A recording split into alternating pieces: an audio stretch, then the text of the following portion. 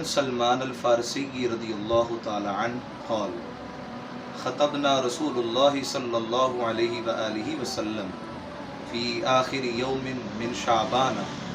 حضرت سلمان فارسی رضی اللہ تعالیٰ عنہ روایت کرتے ہیں کہ شعبان کے آخری دن رسول اللہ صلی اللہ علیہ وآلہ وسلم نے ہمیں خطبہ دیتے ہوئے ارشاد فرمایا، فقال یا ایھا الناس قد اظلکم شہر عظیم، فرمایا لوگو تم پر ایک ایسا عظیم مہینہ سایہ فگن ہونے والا ہے، جو ایسا مبارک مہینہ ہے، شہر مبارک شہر فیہ لیلۃ خیر من الف شہر، فرمایا جس میں ایک رات 1000 مہینے سے بہتر ہے۔ شہر فیہ لیلۃ خیر من الف شہر جعل اللہ صیامہ فریدۃ، اللہ تعالیٰ نے اس مہینہ کے روزوں کو تم پر فرض کیا، وقیام لیلہ تطوعا، اور اس مہینے کی راتوں کو تمہارے لیے نیکی کر دیا۔ من تقرب فیہ بخصلۃ من الخیر کان کمن ادا فریدۃ فیما سواہ، بس جو اس مہینے میں نوافل کے ساتھ جو اللہ کا تقرب چاہے، اللہ کا قرب چاہے، گویا اس نے رمضان کے علاوہ فرض ادا کیا۔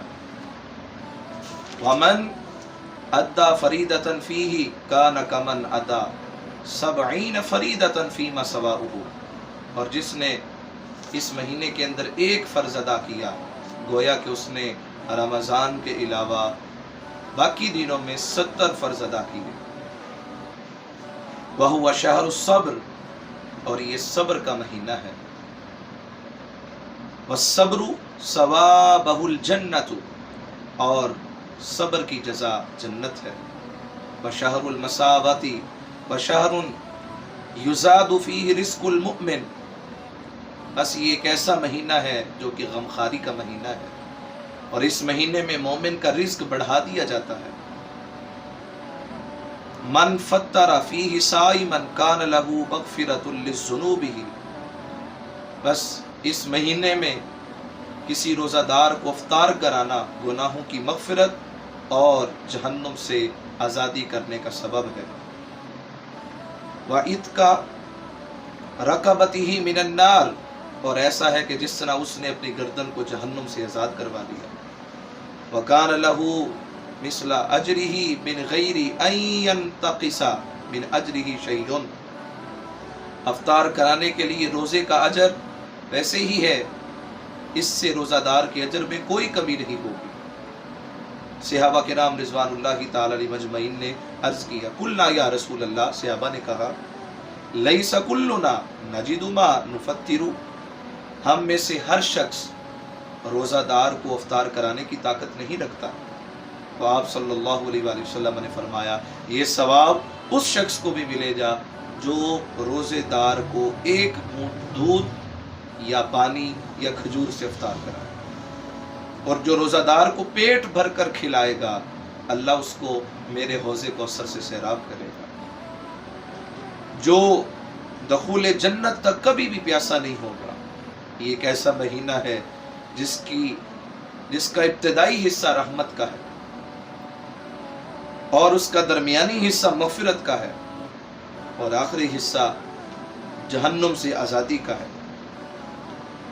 وَمَنْ خَفَّفَ عَنْ مَمْلُوكِهِ فِيهِ غَفَرَ اللَّهُ لَهُ وَأَعْتَقَهُ مِنَ النَّارِ، اور جس نے اس مہینے میں اپنے غلام کے کام میں تخفیف کی، اللہ تعالیٰ اس کی بخشش کرے گا اور اس کو نار دوزخ سے آزاد فرمائے گا۔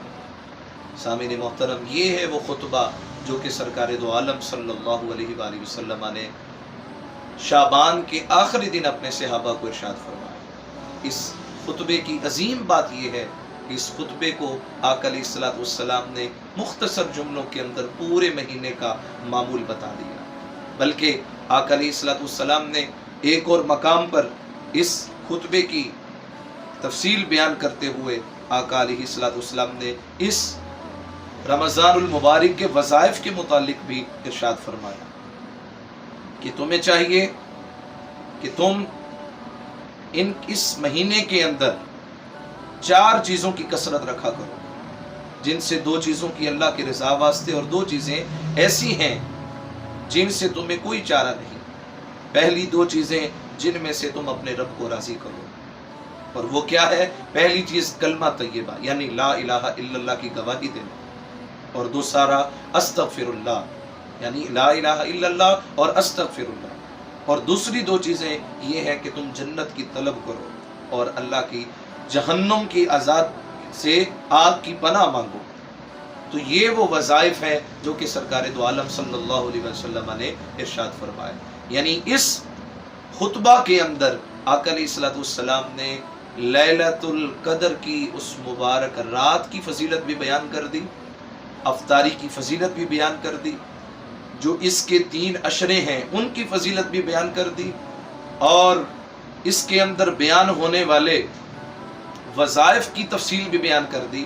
یعنی ایک خطبہ کے اندر آقا علیہ الصلوۃ والسلام نے سمندر کو کوزے میں بند کر دیا۔ لہٰذا ہمیں چاہیے کہ ہم اس خطبہ کو یاد کریں اور اس خطبے کو یاد کر کے اسی طرح رمضان المبارک کو گزاریں۔ اللہ تعالیٰ کی بارگاہ میں دعا ہے اللہ ہم سب کو توفیق عمل عطا فرمائے۔